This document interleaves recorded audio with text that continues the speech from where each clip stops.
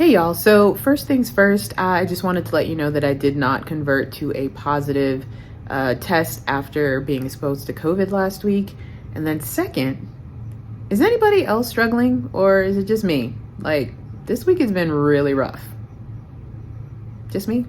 Okay.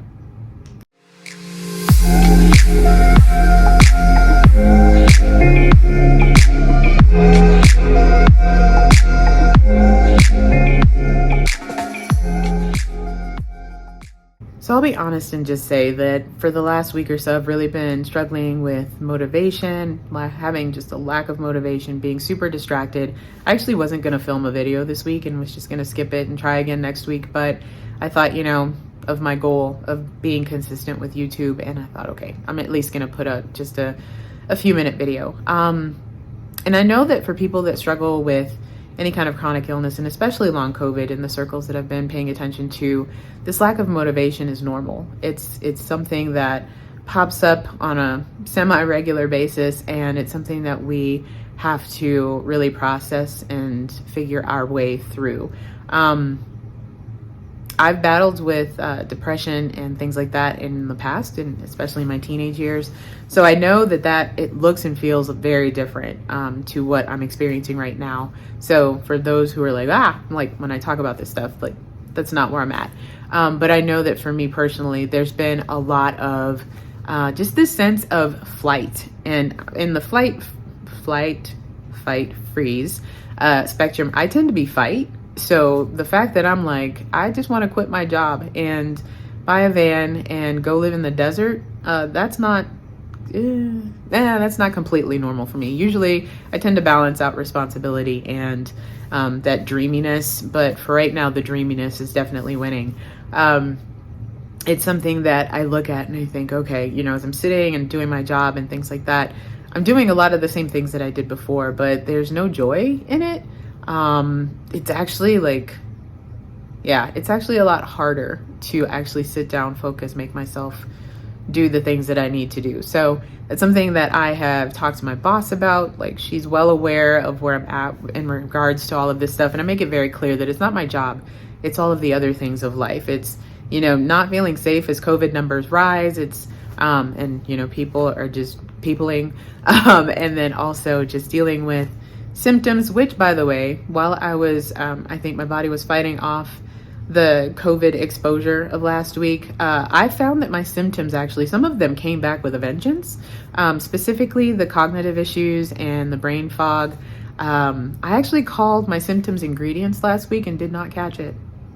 So yeah, stuff like that. I think just as my body gets reintroduced to that type of, stimulus, I definitely saw that there was some sort of a response there. But in thinking about too, being exposed again and getting COVID again, like, I thought about dying a lot.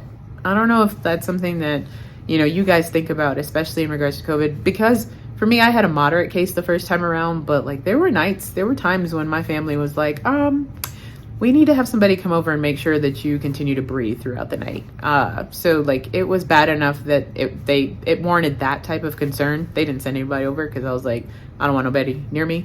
But just thinking about, like, if I do get COVID again and my body's already dysregulated, my immune system is already, hyperreactive, and my circulatory neurological system is already kind of dysregulated and off, like, what effect would that have? Like, it had me thinking, so if I die soon, like, who would get my stuff?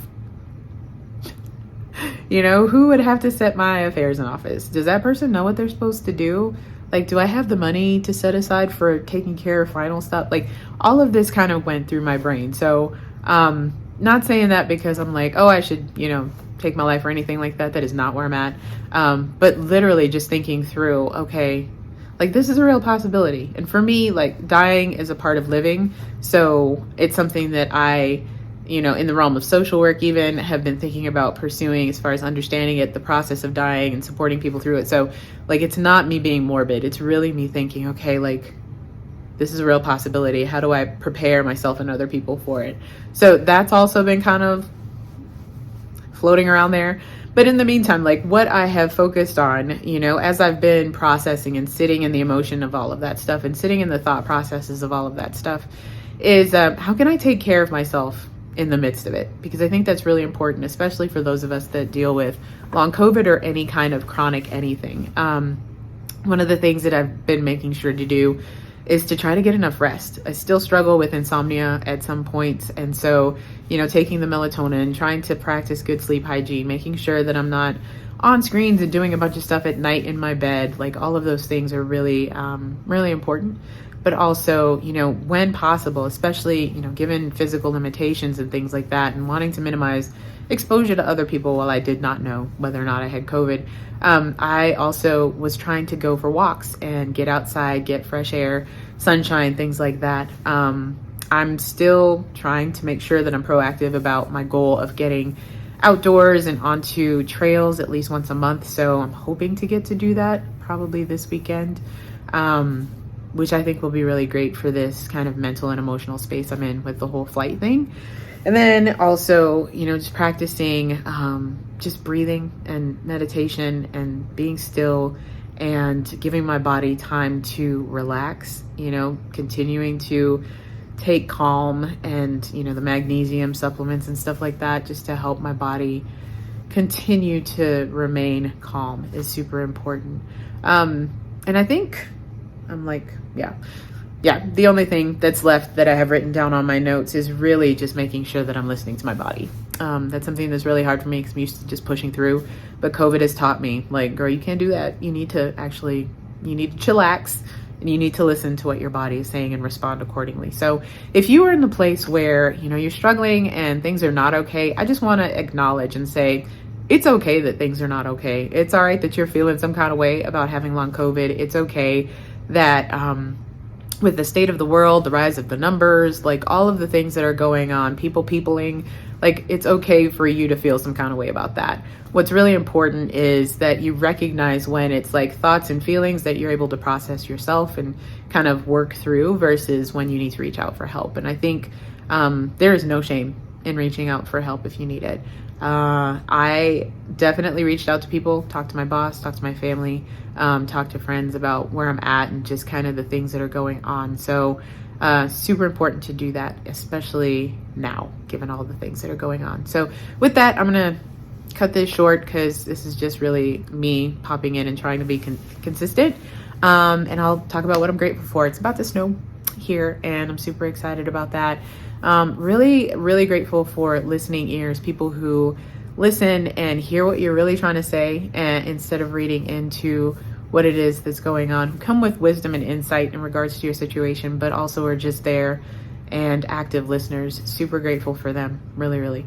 And then third, gosh, that I'm negative. I really don't want to get COVID again. So yeah, super grateful for that. And with that, I would say, please comment below too. If you have been in this place, are in this place, what are you doing to help you get through it? I don't think you get over it. I don't love that phrase. So what are you doing to get through it? Would love to know. And subscribe if you haven't already done that. I will see you in the next video.